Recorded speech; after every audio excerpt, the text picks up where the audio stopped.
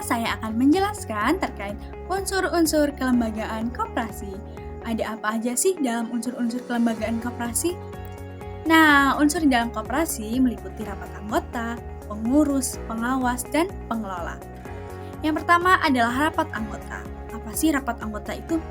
Rapat anggota merupakan representasi dari kekuasaan kolektif anggota yang memegang kekuasaan tertinggi dalam koperasi, terutama untuk menetapkan berbagai kebijakan umum, seperti memilih dan menetapkan pengurus dan pengawas, serta berbagai kebijakan pengelolaan usaha koperasi.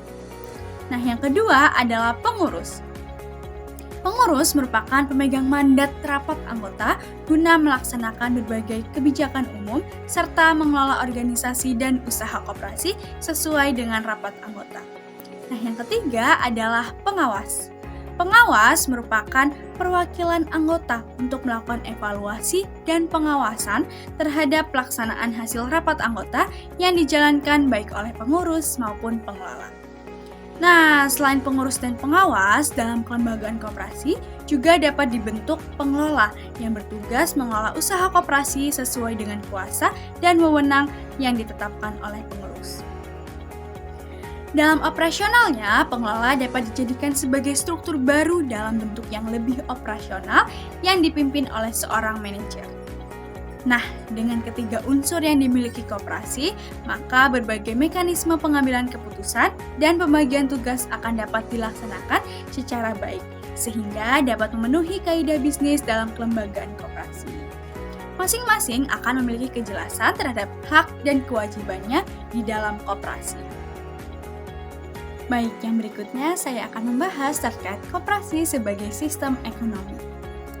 Dalam perkembangannya, koperasi tidak hanya berbeda dengan bangunan badan usaha lainnya, tetapi lebih dari itu, koperasi sekaligus merupakan gerakan ekonomi yang memiliki sistem tersendiri dengan menghimpun sebuah kekuatan baru dari orang-orang yang memiliki kepentingan yang sama terhadap kegiatan ekonomi. Koperasi memiliki aturan-aturan tersendiri yang menjadi konvensi atau aturan tidak tertulis bagi para pelaku ekonomi yang mewadahi kegiatannya dalam koperasi. Selain sebagai badan usaha, koperasi sekaligus berperan sebagai gerakan ekonomi yang secara sistematis dapat dijadikan wadah untuk membentuk kekuatan tersendiri, khususnya bagi individu yang tidak memiliki sumber ekonomi. Nah, untuk kepentingan tersebut, maka koperasi didefinisikan sebagai gerakan ekonomi dan bukan akumulasi modal. Koperasi juga memiliki prinsip tersendiri di luar prinsip-prinsip ekonomi. Koperasi memiliki fungsi dan peran, tujuan, dan bahkan ciri tersendiri yang membedakannya dari lembaga-lembaga ekonomi lainnya. Nah, dengan berbagai interpretasi terhadap apa yang dimaksud dengan koperasi, maka sesungguhnya koperasi adalah bangunan sistem yang berorientasi kepada antisipasi terhadap berbagai distorsi yang disumbangkan sistem ekonomi dunia. Baik, yang selanjutnya adalah terkait koperasi sebagai gerakan ekonomi. Sesungguhnya, koperasi tidak semata-mata terletak kepada formalitas sebagai sebuah badan usaha. Akan tetapi, lebih dari itu, koperasi adalah sebuah gerakan ekonomi yang bertumpu pada kekuatan rakyat. Dalam konteks gerakan ekonomi, Faisal Basri tahun 2009 memberikan identitas koperasi sebagai wadah untuk mengorganisasikan kekuatan rakyat yang berserakan.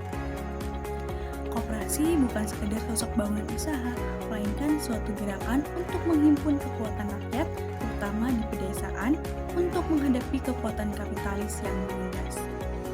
Secara garis besar, konsep gerakan koperasi mengacu kepada gerakan untuk memperkokoh 3 pilar kekuatan ekonomi yang meliputi: yang pertama adalah meningkatkan produksi yang mengacu pada peningkatan produktivitas dan kemandirian. Gerakan koperasi diharapkan mampu mengembangkan sistem yang bertumpu pada potensi lokal. Nah, dengan sentuhan teknologi tepat guna, produksi lambat laun meningkat dengan kualitas yang lebih baik. Sementara itu, ongkos produksi dapat ditekan. Lebih penting lagi, UMKM tidak bergantung pada sarana produksi yang dihasilkan oleh industri yang berasal dari luar negeri. Yang kedua adalah membangun serikat dagang rakyat sebagai wadah UMKM. UMKM tidak boleh dibiarkan langsung menghadapi kekuatan kapitalis. Kekuatan kolektif UMKM akan mengangkat harga produksi UMKM sehingga nilai tambah hasil UMKM banyak dinikmati oleh UMKM itu sendiri. Nah, jaringan distribusi yang efisien juga akan menekan selisih harga jual di tingkat konsumen dan harga di tingkat UMKM. Nah, yang ketiga adalah mendorong lembaga keuangan mikro atau LKM dan membentuk LKM induk atau semacam holding company agar perputaran dana semakin luas, baik melintasi kecamatan, kabupaten, kota, bahkan suatu saat nanti melintasi provinsi. Baik, poin yang selanjutnya adalah terkait koperasi sebagai badan usaha. Eksistensi koperasi sebagai badan usaha tercantum dalam pasal 1 ayat 1 Undang-Undang Nomor 25 Tahun 1992 yang menjelaskan bahwa koperasi adalah lembaga usaha yang berbadan hukum yang dalam operasionalnya dijalankan berdasarkan manajemen koperasi yang terdiri dari rapat anggota, pengurus, dan badan pemeriksa. Dalam menjalankan usahanya, status hukum koperasi sama dengan badan usaha lainnya, yaitu tunduk pada peraturan-peraturan yang mengatur tentang kewajiban sebagai badan usaha, seperti kewajiban memiliki status hukum, seperti akta pendirian, NPWP, TDP, SIUP, dan sebagainya.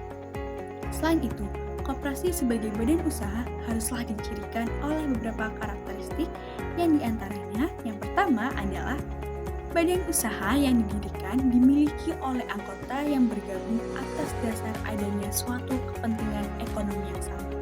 Dan yang kedua adalah kepentingan ekonomi yang sama setidaknya diwakili oleh satu kepentingan ekonomi yang berlandaskan kepada aspek sosial yang tercermin dari sikap saling tolong. Nah, yang ketiga adalah koperasi didirikan atas kesepakatan untuk membangun usaha bersama atas dasar kekuatannya sendiri dan atas asas kekeluargaan. Nah, yang keempat adalah koperasi didirikan berdasarkan kekuatan sumber-sumber ekonomi yang dimiliki para anggota, baik aspek manusia, modal, pasar, jaringan, dan sebagainya. Oleh karena itu, dalam menjalankan usahanya, prinsip bisnis secara umum mutlak untuk diterapkan dalam menjalankan usaha koperasi selain menggunakan prinsip-prinsip koperasi. Dengan demikian, 3 kegiatan pokok dalam kegiatan mikro yang meliputi kegiatan produksi, distribusi, dan konsumsi mutlak dijalankan koperasi sebagai badan usaha yang bergerak untuk memperjuangkan kepentingan ekonomi para anggotanya. Materi selanjutnya adalah definisi koperasi dalam berbagai dimensi.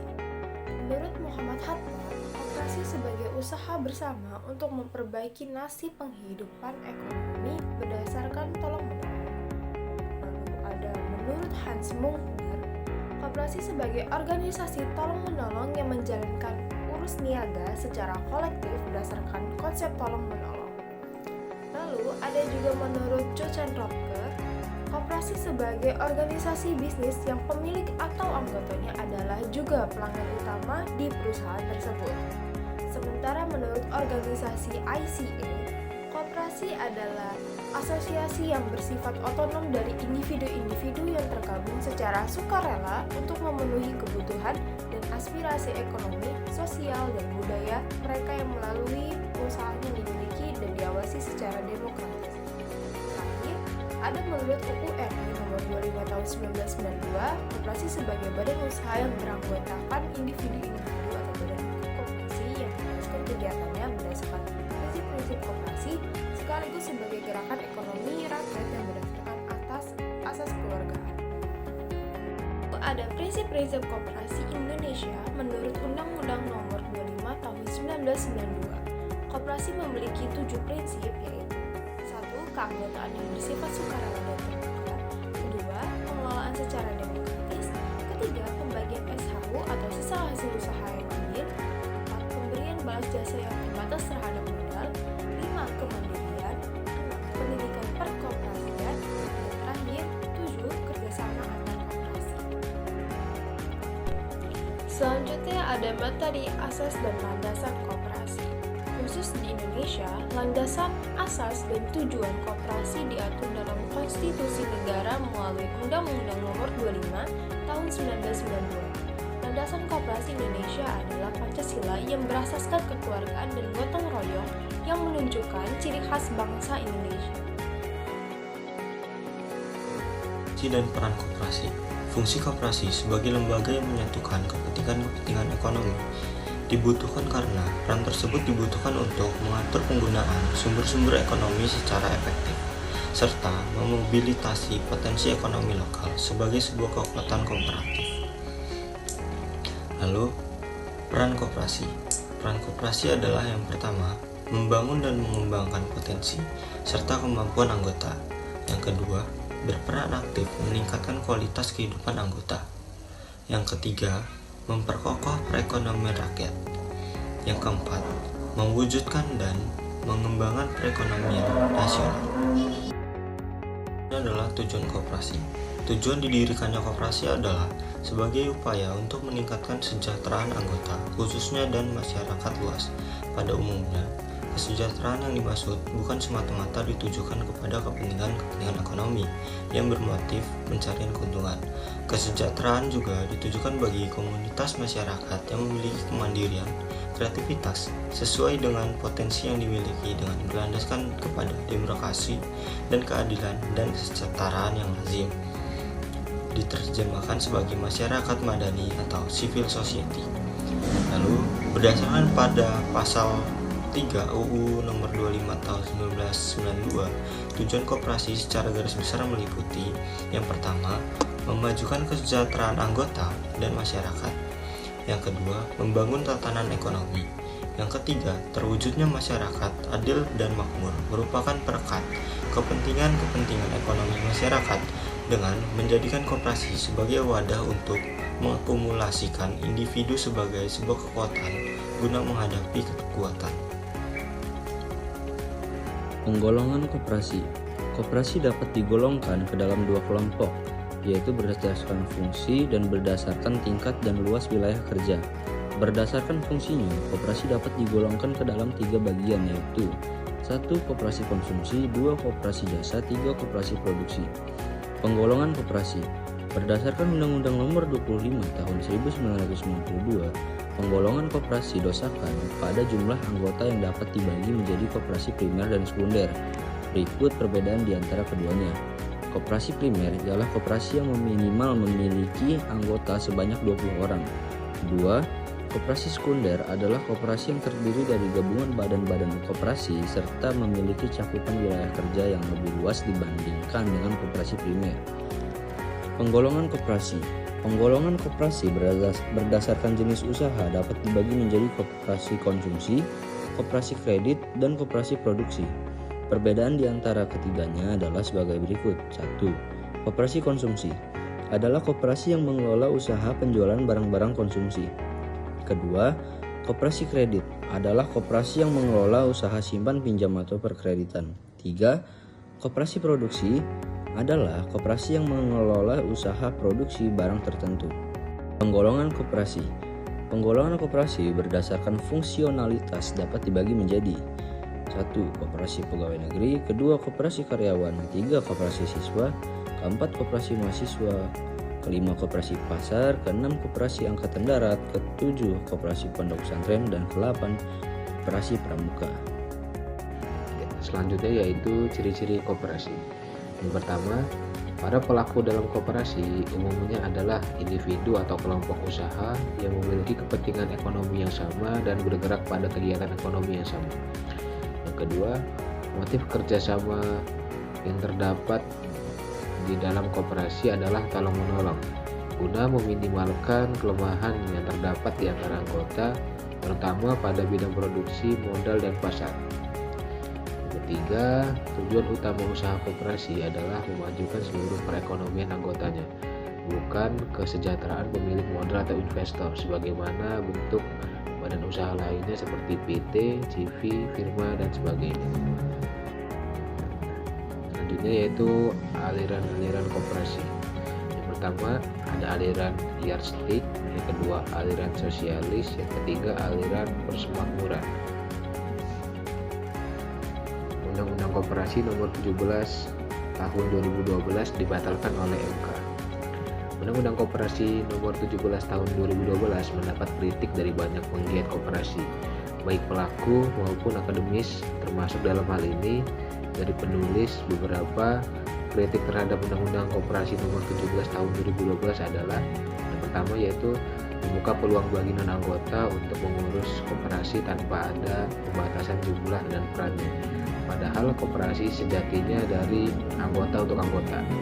Kedua, pengawas diberi peran sangat besar, termasuk mengusulkan dan memberhentikan pengurus. Hal ini jelas bertentangan dengan prinsip demokratis yang selama ini diusung koperasi. Yang ketiga, membuka peluang intervensi pihak luar, termasuk pemerintah, pihak asing melalui permodalan. Sejatinya, modal utama koperasi bersumber dari anggota. Oke, kesimpulan.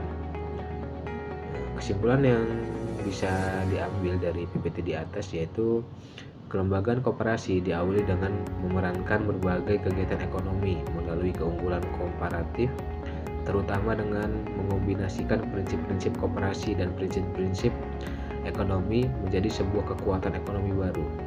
Kekuatan ekonomi baru yang dimaksud adalah kekuatan yang tidak hanya bertumbuh kepada kekuatan kapital semata, tetapi lebih kepada kekuatan sosial yang menjadikan individu-individu sebagai kekuatan utamanya. Dengan kekuatan tersebut, diharapkan koperasi mampu berkompetisi dengan badan usaha lainnya dalam sistem pasar yang sama-sama memberikan pelayanan, nilai, dan kepuasan kepada konsumen. Sekian, terima kasih.